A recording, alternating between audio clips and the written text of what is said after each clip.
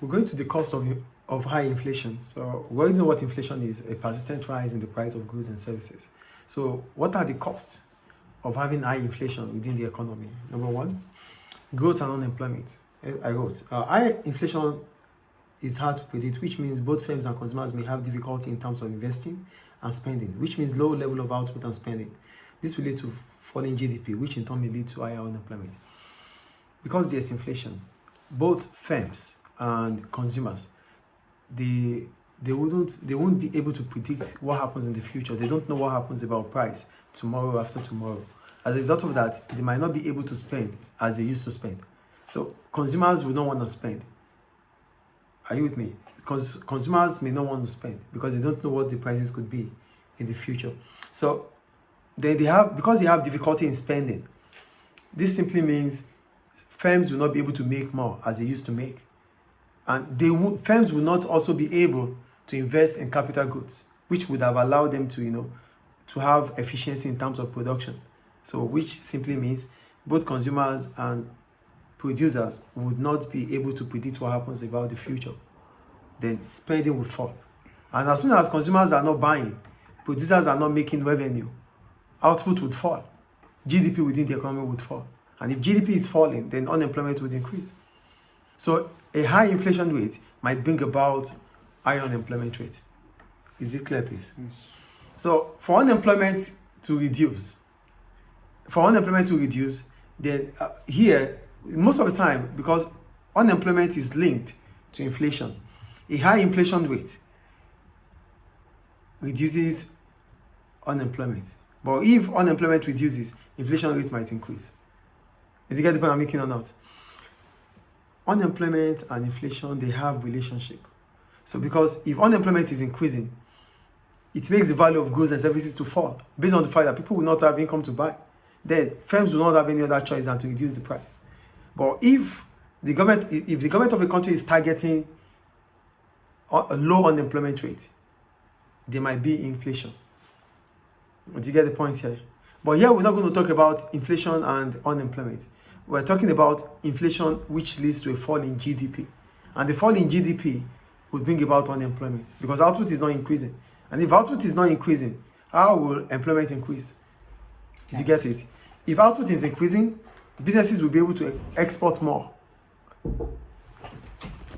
So I think the point is clear about that. So growth and unemployment.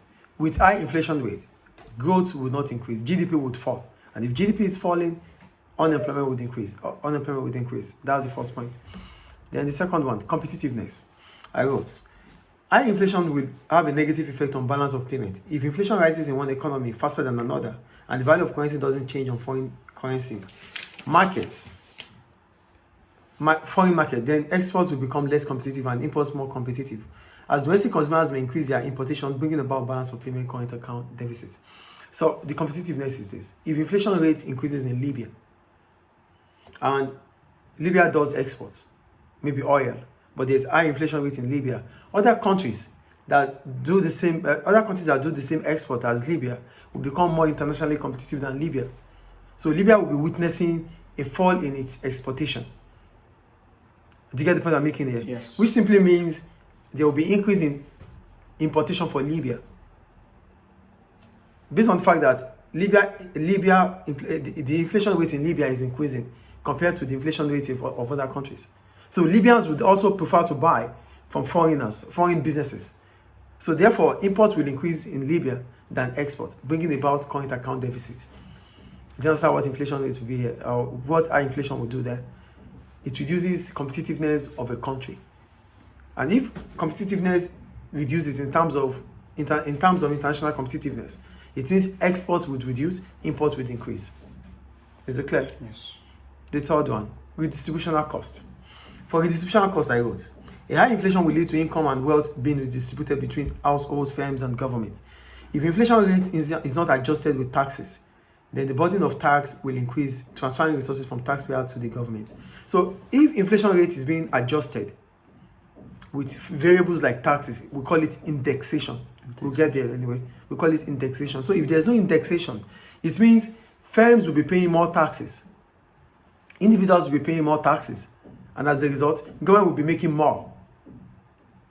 Do you get it? Yes. Government will be making more, then households and firms will be vulnerable, they will be worse off. That is the point here. So there will be redistributional cost because firms and individuals will be paying more taxes than government. Then government will be making more. That is what the point is. Is it clear? Yes, sir. Any question about that? No, sir. So we'll go to the next one, which is psychological. And political costs. Yeah, for psychological and political cost, I wrote, inflation makes people feel they are worse off, even if their income increases by more than the rate of inflation. Unexpected inflation disturbs the distribution of the income. Changes in governance may also be accompanied by inflation. With inflation, high inflation makes people feel that, oh, whatever, with inflation, there might be indexation, which means wages and taxes has been adjusted with inflation. But the point is, based on the fact that the price of goods continuously rise, you will feel that you are paying more than what you used to pay for.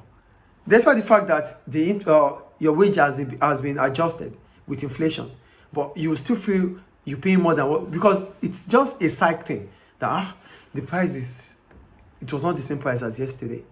The price is increasing. So you feel you are paying more than what you used to pay. You would have forgotten that it has been adjusted to what your income level is, because you earn your salary at the end of the month. But inflation is about what you buy daily. So you wouldn't think about the increase that you've gotten in your salary. You only think about the increase that you pay in the cost of buying goods or services. That is psychological cost there. Do you get it? Yes. Also, with high inflation, it also makes government, sometimes when there's change in governance, we don't know what the new government will bring about. We don't know what will happen with this new government. We don't know what the policy the new government will bring about. Prices might be high. Demand might increase as a result of that, bringing about increasing price. Maybe the new government, there are speculations that, the new government is going to come up with this policy, that policy. People want to buy goods and services right now. So the demand increases, then inflation. Is it clear? Yes. That is psychological and political cost. Sure. Then we'll go to shoe leather cost now. Thank you. For shoe leather cost, here I wrote, unstable prices means consumers will lack knowledge about the pricing system. Therefore, we need to move as far as possible to find a better bargain before buying a product. So the point is, with persistent rise in prices of goods and services, we don't know what the best price is, because we lack information, we lack knowledge about what prices are, because price continues to change every now and then. It's increasing. So for me, I wouldn't know what the best price is.